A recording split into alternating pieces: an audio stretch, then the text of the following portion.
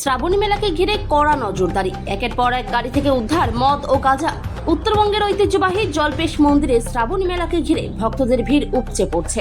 শিব ভক্তরা আসছেন আসাম, ফালাকাটা সহ বিভিন্ন প্রান্ত থেকে। কেউ পায়ে হেঁটে, কেউ গাড়িতে। উদ্দেশ্য একটাই, শিবের মাথায় জল নিবেদন। এই পুণ্যতীর্থে যাতে কোনো অপ্রীতিকর ঘটনা না ঘটে, সেজন্য ধূপগুড়ি থানার পক্ষ থেকে নেওয়া হয়েছে কড়া নিরাপত্তা ব্যবস্থা। চলছে 24 ঘন্টার নাকা চেকিং, বিশেষ করে শালবাড়ি ও জলঢাকা বসাক পেট্রোল পাম্প সংলগ্ন এলাকায়।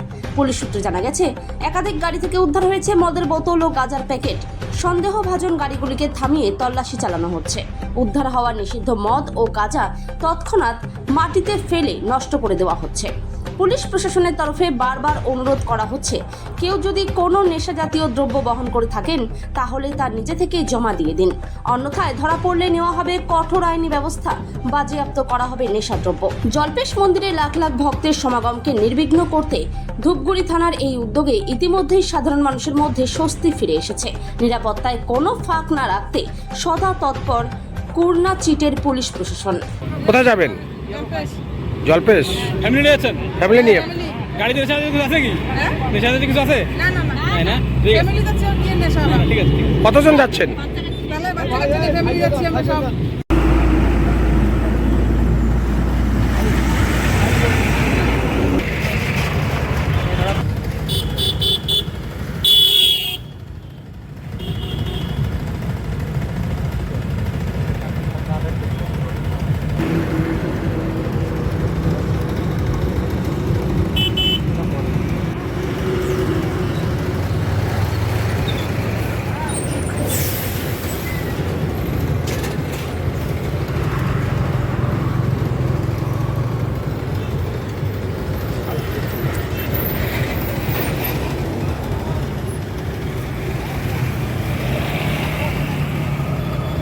পুলিশ থানা লাগান। জলপেশ থেকে জল ঢালার পরে শুরু যাবো। ভালো করে খোঁজো, দেখো আছে। গাঁজা আছে, দেখ আরো ভালো করে। গাঁজা নিয়ে আসেন।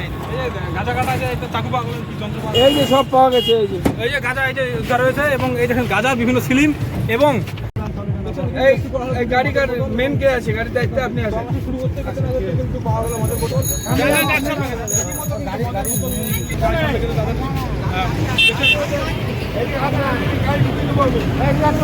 দুটো মদের বোতল কিন্তু ধরা পড়েছে এবং সেই ছবি আপনার বলছি।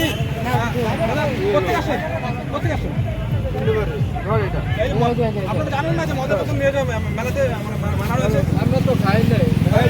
কেন এই দেখছেন দুটো মদের বোতল হয়েছে এবং চেকিং শুরু হতে